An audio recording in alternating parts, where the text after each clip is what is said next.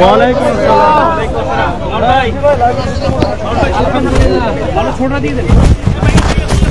আপনি কেমন আছেন? আলম ভাই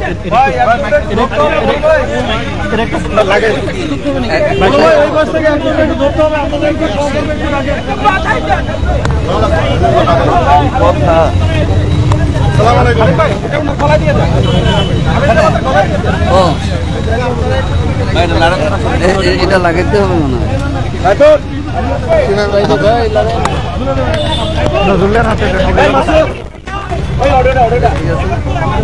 নজরুল এটা তো লাগাইতে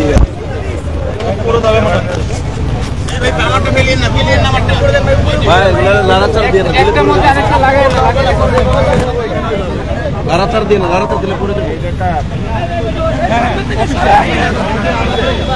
একটু লাগাই দেবো অফিসিয়াল এটা দেন আমার কাছে একটু এখানে একটু চিবি দিলেই কি হবে সব দেওয়া আছে আমার কি ডাউন করা আছে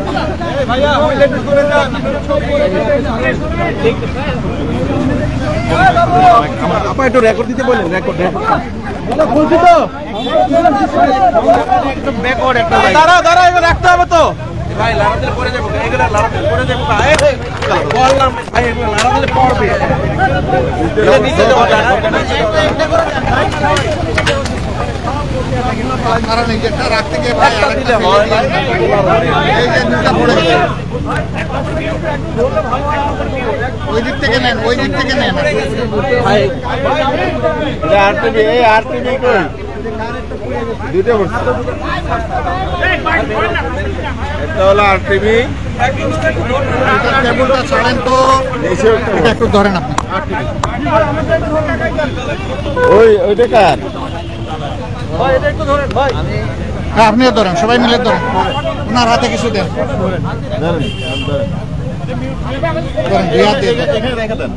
সবটার পড়তেছে না পড়ে যাবে পড়ে যাচ্ছে বাস এখন তা যা আছে চলবে আমরা শুরু করছি ভাই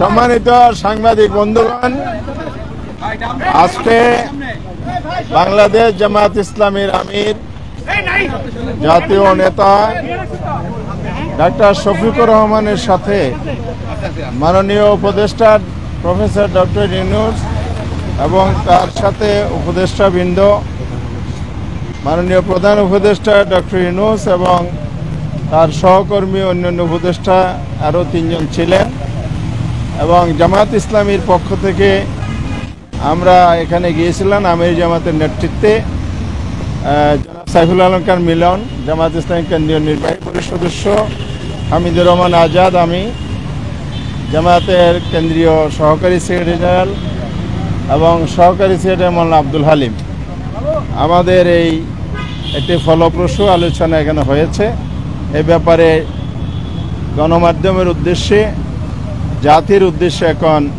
এ ব্যাপারে ব্রিফিং করছেন আমাদের সম্মানিত আমির জামাত ডাক্তার শফিকুর রহমান। আসসালামু আলাইকুম রহমতুল্লাহ। আপনারা সবাই কেমন আছেন? আলহামদুলিল্লাহ। আপনারা ইতিমধ্যেই জেনেছেন যে আমরা আজকে মাননীয় প্রধান উপদেষ্টার সাথে সাক্ষাতের জন্য এখানে এসেছিলাম। উনি এবং ওনার সঙ্গে অন্যান্য সম্মানিত উপদেষ্টা মণ্ডলী সেখানে ছিলেন, প্রেস উইংয়ের লোকেরাও ছিলেন। কথা বলেছি আগামীতে শান্তি শৃঙ্খলার সাথে থেকে একটা কার্যকর নির্বাচনের দিকে আগাতে পারে সেই বিষয়গুলো নিয়ে আলোচনা হয়েছে এবং দেশ আমাদের সবার, জাতি ধর্ম দলমত নির্বিশেষে সবাই মিলেমিশে জাতীয় ঐক্য কীভাবে আরও সিমেন্টেড করা যায়, প্রশাসনে আরও কীভাবে গতি আনা যায়, এই সমস্ত বিষয় নিয়ে আলোচনা হয়েছে। পাশাপাশি আলোচনা হয়েছে দ্রব্যমূল্যের যেটাতে মানুষের কষ্ট হচ্ছে এইটাকে লাঘব করার জন্য মানুষের সামর্থ্যের ভিতরে দ্রব্যমূল্যকে নামিয়ে আনার জন্য কী পদক্ষেপ নেওয়া যায় সেই সমস্ত বিষয় নিয়ে আলোচনা হয়েছে। আগামীতে রমজান মাস আসছে, এটাকে সামনে রেখে অসাধু ব্যবসায়ীরা যাতে বাজারে কৃত্রিম সংকট সৃষ্টি করতে না পারেন, এই সমস্ত বিষয়ে আমরা পরামর্শ করেছি। এর পাশাপাশি আইন শৃঙ্খলা পরিস্থিতি নিয়ে অনেক আলোচনা হয়েছে, দেশে সম্প্রতি ঘটে যাওয়া কিছু বিষয় নিয়ে আলোচনা হয়েছে। এই সকল আলোচনায় আমরা একমত হয়েছি যে দেশবাসীকে সাথে নিয়েই দেশকে সামনের দিকে এগিয়ে নেওয়ার চেষ্টা করতে হবে। স্বার্থবিরোধী কর্মকাণ্ডে যারাই জড়িত থাকবে তাদেরকে অবশ্যই আইনের আওতায় আনতে হবে। আইনের আওতায় এনে দেশকে শান্তি শৃঙ্খলা ফিরিয়ে দিতে হবে এবং এর জন্য প্রয়োজন হচ্ছে সর্বোচ্চ দল মত ধর্ম ভিন্নতা থাকবে, এটা খুব স্বাভাবিক, কিন্তু জাতীয় স্বার্থের জায়গাগুলোতে আমরা যেন সবাই একমত থাকতে পারি, ঐক্যবদ্ধ থাকতে পারি। আপনাদের মাধ্যমে আমরা সেই আহ্বান জানাই এবং আমরা সেখানেও এটা তুলে ধরেছি। তো এই ছিল মোটামুটি আজকের আলোচনার বিষয়বস্তু। আমরা এখন বিদায় নিতে চাই। আপনাদের একান্ত জরুরি কোনো প্রশ্ন থাকলে করবেন, আদারওয়াইজ আমাদেরকে ছুটি দিলে খুশি হব। না না, ওই রকম ডেফিনিট কোনো আজকের প্রেক্ষাপটটা ঠিক ওরকম ছিল না, এই জন্য ওই ধরনের ডেফিনিট কোনো আলোচনা আমরা করি।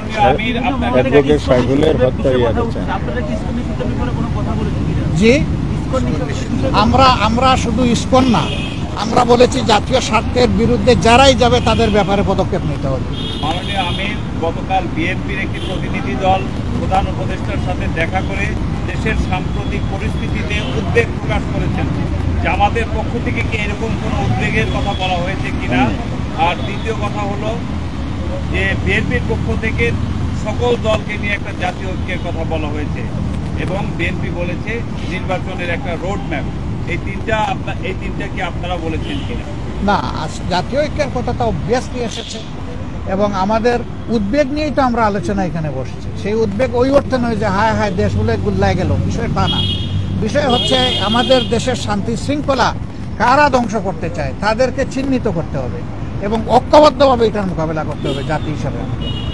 জি, আর কিছু নির্বাচন নিয়ে আপনাদের না, আমি বলেছি, অলরেডি বলেছি এই ব্যাপারে উত্তর। একেবারে একমত, এখানে কোনো দ্বিমত নাই, জাতীয় ঐক্য অবশ্যই থাকতে হবে। নির্বাচন নিয়ে জামাতের বক্তব্যটা কি আসলে? না, আমাদের বক্তব্যটা আমরা পরিষ্কার করেছি যে মিনিমাম সংস্কার যেগুলো দরকার, যেমন আমাদের 41 দফা দাবি আছে সংস্কারের, কিন্তু এই সরকারের জন্য আমরা 41 দফা দেইনি। আপনাদের মাধ্যমে আমরা মাত্র 10 দফা দিয়েছি, জাতির সামনে উপস্থাপন করেছি এবং তাদেরকে আমরা হ্যান্ড ওভার দিয়েছি। আমরা চাই যে এই সংস্কারগুলো দ্রুত করা দরকার, এই সংস্কারগুলো করে যত দ্রুত সম্ভব নির্বাচন দিয়ে দেওয়া উচিত। আল্লাহ জি, ধন্যবাদ সবাইকে। এখানে আমরা শেষ করতে চাই।